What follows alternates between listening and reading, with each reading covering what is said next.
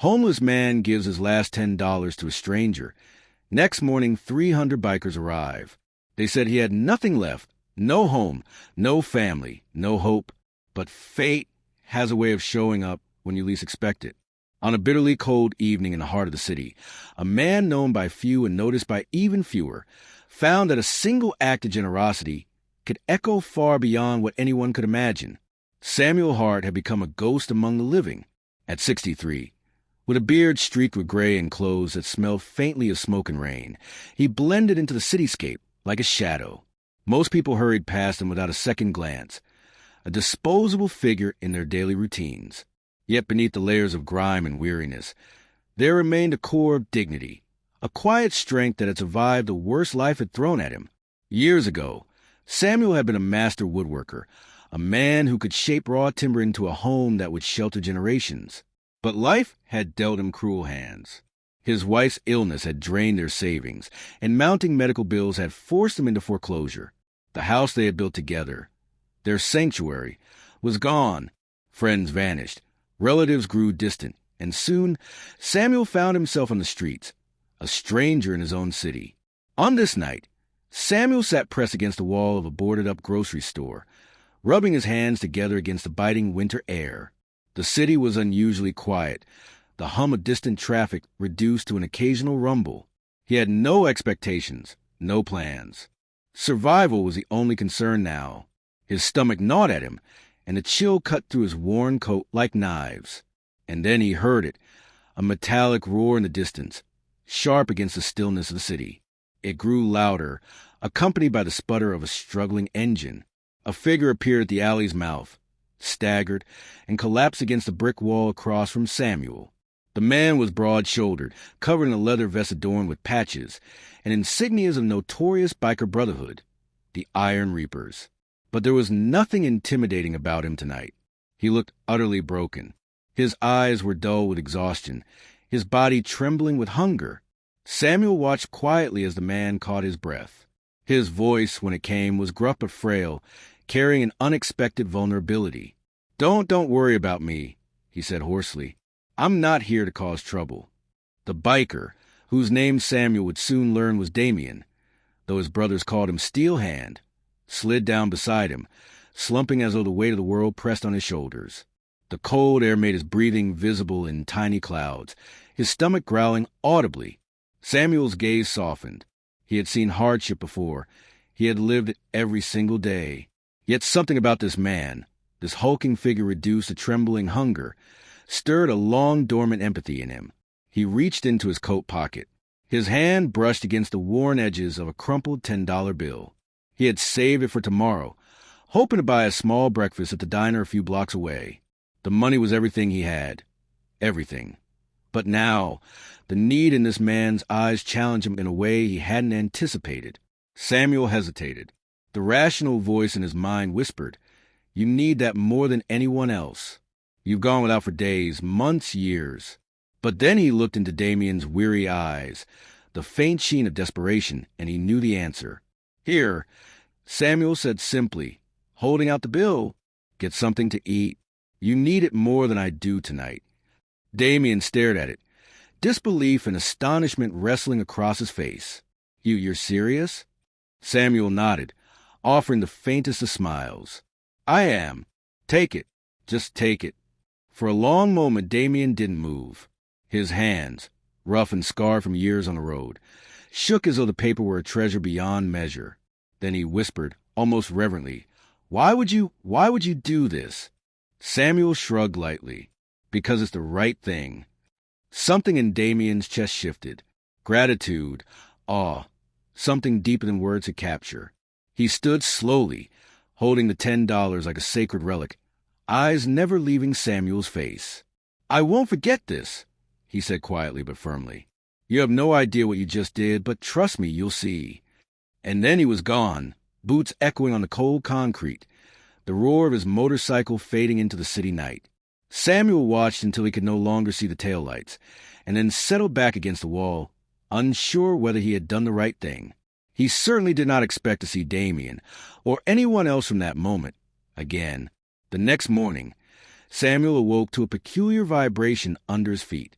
At first, he thought it was some passing truck, perhaps the rumble of a subway. But the sound grew louder, steadier, a wave of noise rolling through the streets. He blinked, straining against the rising sunlight, and then his heart nearly stopped. The street was alive with motion.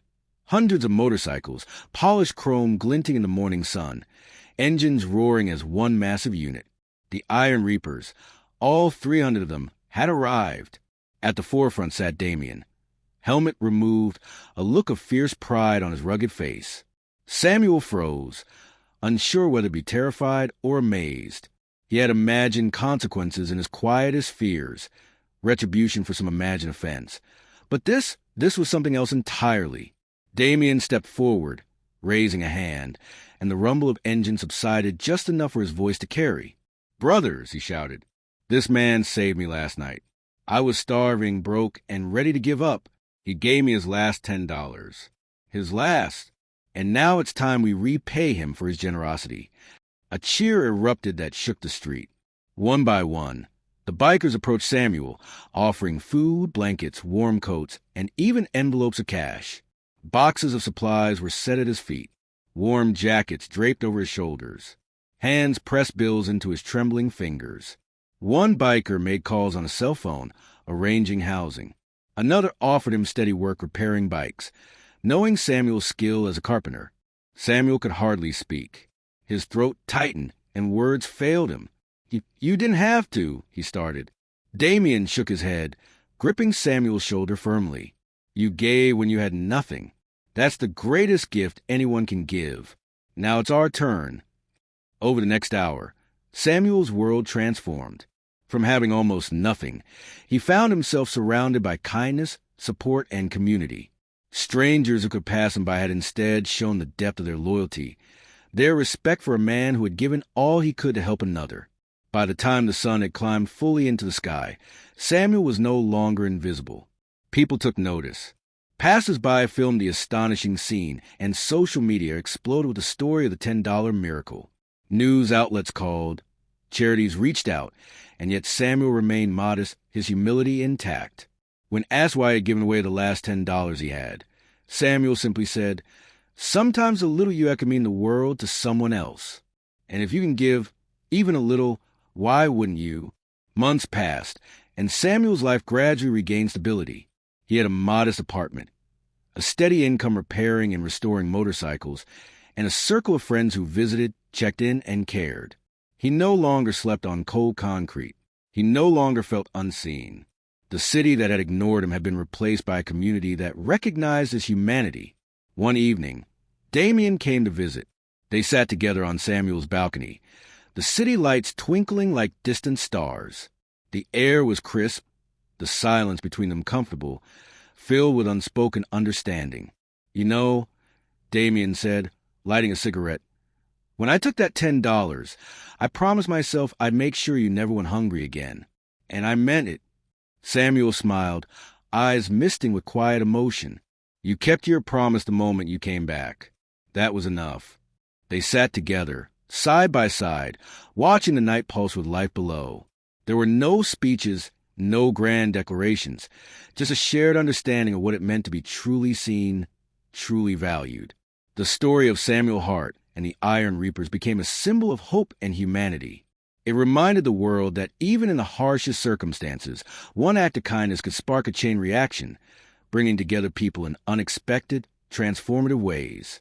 A homeless man who had given away his last $10 discovered a family, a purpose, and a future because he dared to care when no one else did.